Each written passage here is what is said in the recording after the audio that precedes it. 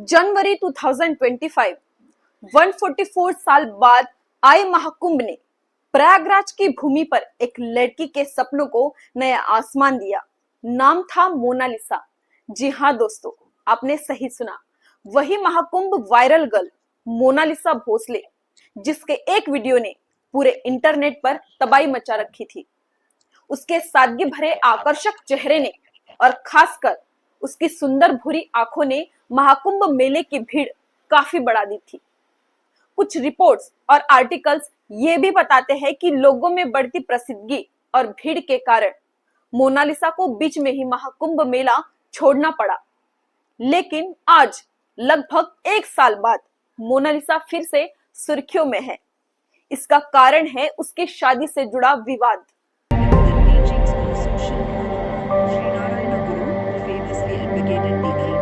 चलो इस कहानी को शुरुआत से देखते हैं। मध्य प्रदेश के महेश्वर गांव से, जहां मोनालिसा का जन्म एक गरीब पारधी जनजाति में हुआ था। माँ बाप दिहाड़ी मजदूर थे। दिन भर कमाना और शाम को खाना। इस प्रकार की गरीबी के कारण मोनालिसा को भी माँ बाप के साथ दिहाड़ी पर जाना पड़ता था। गरीबी अक्सर सपनों से पहले जिम्मेदारियां दे देती है। अपने साथ साथ अपने परिवार का पेट भरने की जिम्मेदारी। उसका परिवार हमेशा इधर उधर भटकता रहता था। इसी आर्थिक संघर्ष के कारण मोनालिसा अपने परिवार के साथ महाकुंभ मेले में पहुंची थी। वहां वो रुद्राक्ष की माला बेचती थी ताकि घर की आमदनी में मदद कर सके। लाखों श्रद्धालुओं के भीड़ के बीच जब वो रुद्राक्ष की माला बेच रही थी, तभी उसके खूबसूरत आंखों की चमक पर एक कंटेंट क्रिएटर की नजर पड़ती है और वो मोनालिसा का वीडियो बनाकर सोशल मीडिया पर डाल देता है। यह वीडियो रातों रात हवा से भी तेज इंटरनेट पर वायरल हो जाता है। एक साधारण सी लड़की जो भीड़ में गुम थी, उसी भीड़ से उठकर बड़े बड़े सपने देखने लगती है। इस छोटे से वीडियो ने मोनालिसा को सिर्फ वायरल नहीं किया, बल्कि उसके पूरे जीवन की दिशा ही बदल दी। भीड़ को अपनी तरफ खींचने वाली मोनालिसा को मिलने निर्देशक मनोज मिश्रा आते हैं और उनकी आगामी film Hindi the diary of Manipur में मोनालिसा को मुख्य भूमिका के लिए साइन किया जाता है।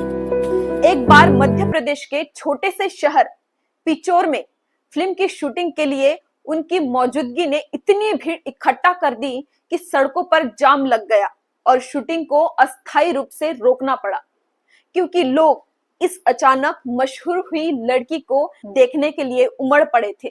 कभी कभी जिंदगी भी ना एक पल में बदल जाती है। एक्टर और एक्ट्रेस बनने के लिए लोग अपनी आधी जिंदगी बर्बाद कर लेते हैं। मुंबई जैसे सिटी में भूखे प्यासे रहकर सड़क पर सोकर भी उनके सपने मुंबई की भीड़ में लुप्त हो जाते हैं। लेकिन मोनालिसा जैसी एक बहुत ही साधारण सी लड़की भीड़ से उठकर मूवी में एक्ट्रेस बन जाती है। वो कहते हैं ना, कभी कभी किस्मत ही कहानी लिख देती है। उसे मेहनत करने की जरूरत नहीं पड़ती। लेकिन अब मामला कुछ अलग है, जिसके कारण मोनालिसा एक बार फिर पूरे देश में सुर्खियां बटोर रही है। कभी कभी सच्चाई सामने आने से पूरी कहानी ही बदल जाती है। इंडिया टुडे रिपोर्ट के अनुसार मोनालिसा ने अपने परिवार के खिलाफ जाकर एक मुस्लिम व्यक्ति से शादी की है, जो मोनालिसा का 6 महीने से बॉयफ्रेंड था।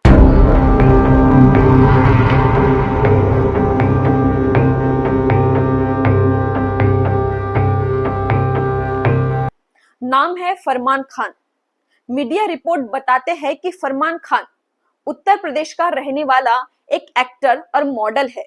सबसे शॉकिंग बात तो यह है कि मध्य प्रदेश के खरगोन जिला पुलिस की जांच में पता चला है कि मोनालिसा नाबालिग है, जिसके कारण उसके पति फरमान के खिलाफ पोस्को एक्ट के तहत एफआईआर दर्ज की गई है।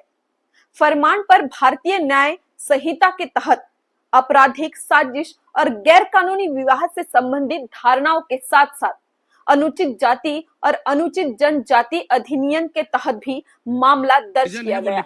आधिकारिक अस्पताल के रिकॉर्ड के आधार पर राष्ट्रीय अनुसूचित जनजाति आयोग ने निर्धारित किया कि मोनालिसा का जन्म 30 दिसंबर 2009 को हुआ था, जिससे इस वर्ष 11 मार्च को उनकी शादी के समय उसकी उम्र 16 वर्ष थी। लेकिन सवाल यह उठता है कि बिना कोई डॉक्यूमेंट्स के केरल के नेन्यार देवा मंदिर में इनका विवाह संपन्न हुआ कैसे? क्या विवाह करते समय इनसे कोई डॉक्यूमेंट्स नहीं मांगे गए थे? जांच में पता चला है कि विवाह समारोह दंपत्ति के आधार कार्ड में मेंशन उम्र के आधार पर संपन्न किया गया था। बाद में ग्राम पंचायत कार्यालय में विवाह का पंजीकरण कराया गया, जिसके लिए एक फर्जी जन्म प्रमाण पत्र का इस्तेमाल किया गया। आयोग ने स्थानीय अधिकारियों को फर्जी दस्तावेज रद्द करने का निर्देश दिया है। आयोग में मामला पेश करने वाला अभिवक्ता प्रथम दुबे ने आरोप लगाया कि यह विवाह लव जिहाद गढ़ने का जानबूझकर किया गया प्रयास था।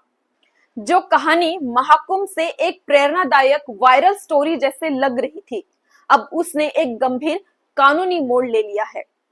कभी कभी जो कहानी हमें प्रेरित करती है, वही कहानी सच्चाई सामने आने पर सवाल खड़ा कर देती है। इस कहानी ने भी लाखों लोगों के सामने सवाल खड़ा कर दिया है। जिस पब्लिक ने मोनालिसा को सर आंखों पर बिठाया था, वही पब्लिक आज मोनालिसा को उल्टा सीधा बोलने पर मजबूर हो गई है। प्यार किया तो राधा ने थोड़ी पूछा था कि तू का नाम मुसलमान है कि हिंदू है। जब राधा कृष्ण ने प्यार किया था तो राधा ने थोड़ी पूछा था कि तू का ना मुसलमान है कि हिंदू है। अरे गंवार, तू थी वहाँ पे। इसका कारण सिर्फ उसकी शादी नहीं है, तो उस माँ बाप के दिल को पहुंचाई गई ठेस और टूटा हुआ विश्वास है। मोनालिसा की इस हरकत की वजह से लाखों माँ बाप फिर से अपनी बेटियों को शक भरी नजरों से देखने के लिए मजबूर हुए हैं। उनके मन में भी डर बैठ गया होगा कि कहीं मेरी बेटी तो एक दिन किसी अजनबी से भागकर शादी तो नहीं करेगी ना। मैं आप सभी बहनों की ओर से मोनालिसा को एक सवाल पूछना चाहती हूँ। जिसने तुम्हें पैदा किया, पाला पोसा, उनसे एक बार पूछने से क्या हर्ज था? तुम्हें मूवी मिली थी, तुम सोशल मीडिया इन्फ्लुएंसर बन गई थी और तुम सक्सेस के रास्ते पर दौड़ रही थी।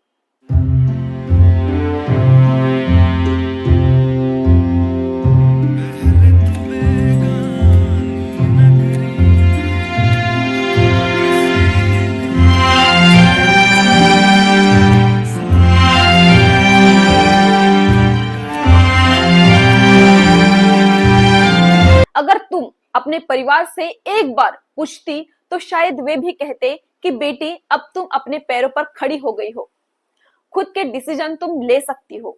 लेकिन तुमने अपने परिवार के खिलाफ जाकर केरल के मंदिर में शादी कर ली। शायद ऐसे लग रहा है कि तुमने माँ बाप को मनाने की कोशिश भी नहीं की। तुम्हारी कहानी हम सब लड़कियों के लिए एक मिसाल थी, लेकिन अब ऐसा लग रहा है कि माँ बाप अपनी बेटियों को पढ़ने के लिए भी शहर से बाहर भेजने से डरेंगे। मेरी सभी लड़कियों से एक रिक्वेस्ट है कि सबसे पहले तुम खुद के पैरों पर खड़ी हो जाओ। अपनी कड़ी मेहनत से अपने माँ बाप को विश्वास दिलाओ कि तुम कमजोर नहीं हो, खुद के डिसीजन तुम खुद ले सकती हो। तब तुम देखना, माँ बाप भी तुम्हारे हर विचार से हमेशा सहमत रहेंगे, वो फिर शादी का भी डिसीजन क्यों ना हो। धन्यवाद। मैं कीर्ति किशोर हमेशा आपके साथ हूँ।